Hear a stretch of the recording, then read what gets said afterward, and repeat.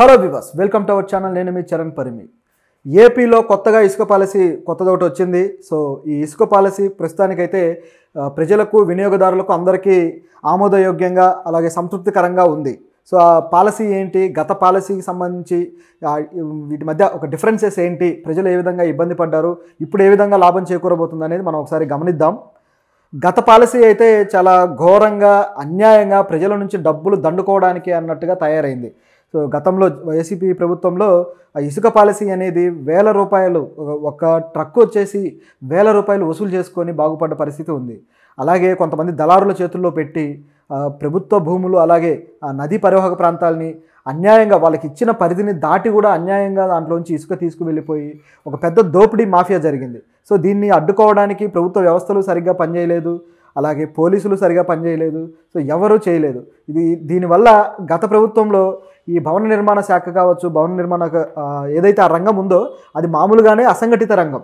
అలాంటి అసంఘటిత రంగం కూడా కుదేలైపోయి అక్కడ వర్కర్స్ కావచ్చు, ఈ మొత్తం ఈ భవన నిర్మాణ కార్మికులంతా కూడా చాలా ఇబ్బందులు పడ్డ పరిస్థితులు ఎదుర్కొన్నారు.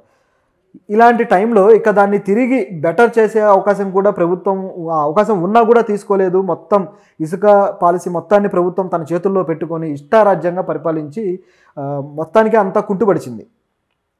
సో గతంలో ఆ రియల్ ఎస్టేట్ కావచ్చు, అన్ని శాఖలు కూడా దెబ్బతిన్నాయి గత ప్రభుత్వం పరిధిలో. అయితే ఇప్పుడు చూసుకుంటే కొత్త ఇసుక పాలసీ తీసుకొచ్చింది కూటమి ప్రభుత్వం. అయితే ఈ పాలసీ మాత్రం చాలా నీట్గా ఉంది. సో దీంట్లో కొన్ని రెగ్యులేషన్ పద్ధతులు కానీ ఇవన్నీ కూడా చాలా చక్కగా అమర్చారు. అయితే ఇది ఎంతవరకు బాగా అమలవుతుందో చూడాలి. సో ఈ పాలసీలో ఏముందంటే, ఈ కొత్త ఇసుక పాలసీలో వినియోగదారులు ఎవరైనా సరే వాళ్ళు మొదటగా సచివాలయంలో వాళ్ళకు ఇసుక ఎంత కావాలి ఏంటి అనేది బుక్ చేసుకోవాలన్నమాట. సో అలా బుక్ చేసుకున్న తరువాత వీళ్ళు లారీ ఎవరైతే రవాణా చేస్తారో ఆ లారీ వాళ్ళకి ఇవ్వడం జరుగుతుంది. అంటే వాళ్ళకు వీళ్ళే ఇన్ఫార్మ్ చేస్తే అక్కడ నుంచి ఒకరు వస్తారనమాట. అంటే ఈ లారీలకు సంబంధించి రవాణా వ్యవస్థ ఏదైతే ఉందో ఈ లారీ ఓనర్లు కూడా దీంట్లో మెంబర్షిప్ తీసుకొని ఉండాలి. సో ఆ విధంగా అంటే లైక్ మనం ఎలాగైతే స్విగ్గీ, జొమాటోలో ఆర్డర్ పెడితే అది హోటల్ నుంచి వీళ్ళు తీసుకొని వస్తారో ఆ టైప్లో అనమాట. సో మనం ఒకటి ఆర్డర్ పెడితే అది వీళ్ళు తీసుకొని వస్తారు. దీనికి ఛార్జ్ మాత్రం మన దగ్గర నుంచి వసూలు చేస్తారు. నిజానికి ఈ ఛార్జ్ విషయంలోనే ఈ రవాణా ఛార్జ్ ఏదైతే ఉందో ఇది చాలా ఎక్కువగా తీసుకుంటున్నారు. మీరేమో ఇసుక ఫ్రీ అంటున్నారు, కానీ వీళ్ళు మాత్రం రవాణా ఛార్జ్ డబుల్ త్రిబుల్ తీసుకొని ఆ ఇసుక రేటే క్రియేట్ చేస్తున్నారు దాంట్లో అనే ఒక ఆరోపణ అయితే ప్రజల నుంచి ఎదుర్కొన్నారు గవర్నమెంట్. సో దీనికి చెక్ పెట్టడం కోసం చంద్రబాబు గారు ఇప్పుడు కొత్తగా ఈ నిర్ణయం తీసుకున్నారనమాట. మీరు ఏదైతే ఆ డబ్బులు ఛార్జెస్ చెల్లించాలో అవి మీరు ఎక్కువ చెల్లించకుండా మీకు లాభం చేకూరేలా, అంటే మీరు నష్టపోకుండా మేము చర్యలు తీసుకుంటాము. సో దానికి తగ్గట్టే మేము ఒక యాప్ తీసుకొస్తున్నామని చెప్పారు. సో ఈ యాప్ కూడా ఒక వెబ్సైట్ అనమాట.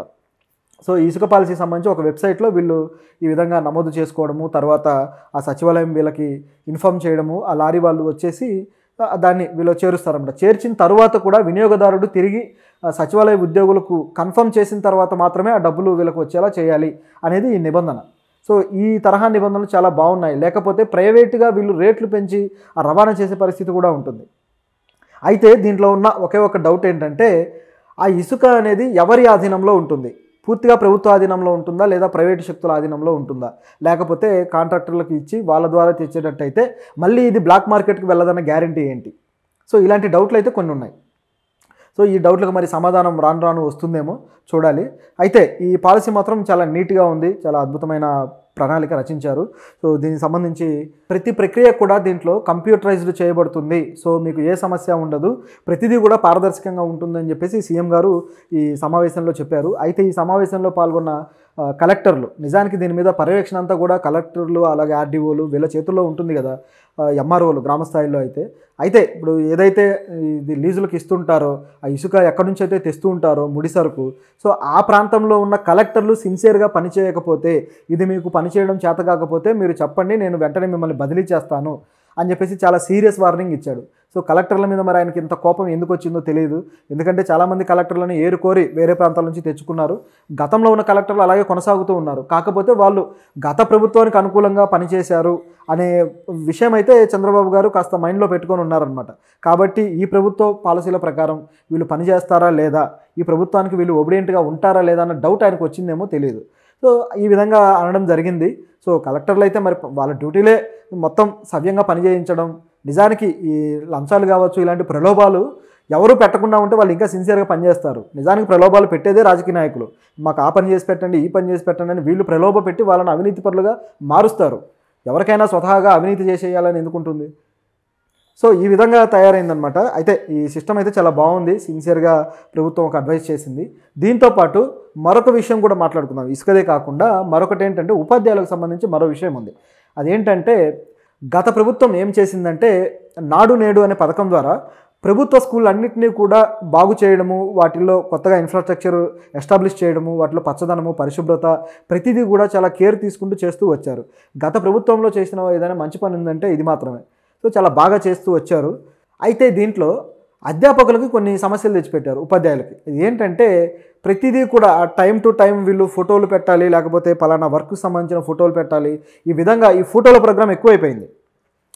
దాంతో వాళ్ళు క్లాసుల మీద కాన్సన్ట్రేట్ చేయలేక క్లాసులు పాఠాలు చెప్పేది కాకుండా ఈ టెన్షన్ ఎక్కువైపోయింది. ఏది ఫోటో తీయాలి, జాగ్రత్తగా పెట్టాలి, మళ్ళీ వాళ్ళు అక్కడ నుంచి రిప్లై ఇస్తారు, ఏదైనా తప్పుంటే మళ్ళీ ప్రశ్నిస్తారు. ఈ గోల ఎక్కువైపోయింది అనమాట. సో వాళ్ళకి పని కన్నా కూడా కొసరు పని ఎక్కువై తలనొప్పిగా ఫీల్ అయ్యి చాలా ఇబ్బంది పడ్డ పరిస్థితి ఉంటే, దీంట్లోనే మరొక ఇంకా ఇబ్బందికరమైనది ఏంటంటే టాయిలెట్స్కి సంబంధించి అవి నీట్గా ఉన్నాయో లేదా వాటి క్లీనింగ్ని చెక్ చేయడం కోసం ప్రతిరోజు టాయిలెట్స్ ఫోటో తీసి అధ్యాపకులు పంపించాలన్నమాట పై అధికారులకి. సో ఇది ఉద్యోగ సంఘాలు కావచ్చు, ఉపాధ్యాయులు కావచ్చు, ఈ ఉపాధ్యాయ సంఘాల వాళ్ళు గట్టిగా ప్రశ్నించారు, నిరసన తెలియజేశారు. ఏంటి మేము వెళ్ళి టాయిలెట్లో ఫోటోలు తీసుకుంటూ ఉండాలా, లేకపోతే పాఠాలు చెప్పుకోవాలా, ఏంటి మా పరిస్థితి అని.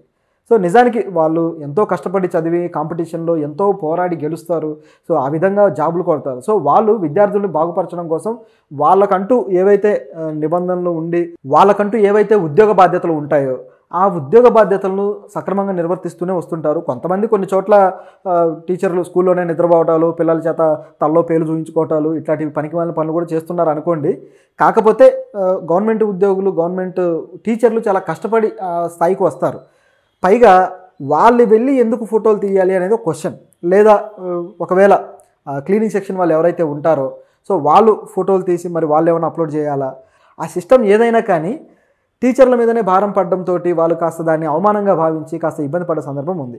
సో దీన్ని కూడా ఇప్పుడు ఏం చేస్తున్నారంటే ఆ యాప్ ఏదైతే ఉందో వీళ్ళు ఫోటోలు అప్లోడ్ చేసే ఆ యాప్ని తొలగిస్తున్నారు. ఆ యాప్ ఇక నుంచి ఉండదు.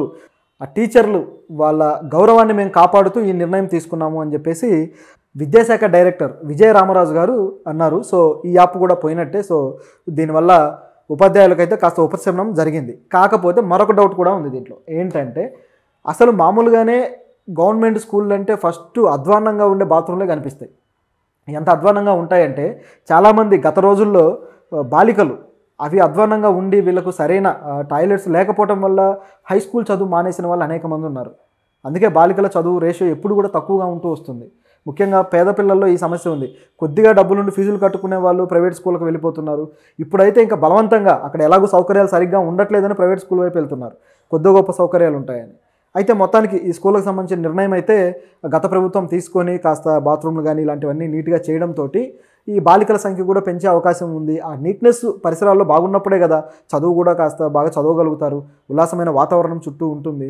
సో మరి ఈ ప్రభుత్వం కూడా మరి ఇదే పద్ధతిలో గవర్నమెంట్ స్కూళ్ళ విషయంలో కేర్ఫుల్గా వెళ్తే బాగుంటుంది.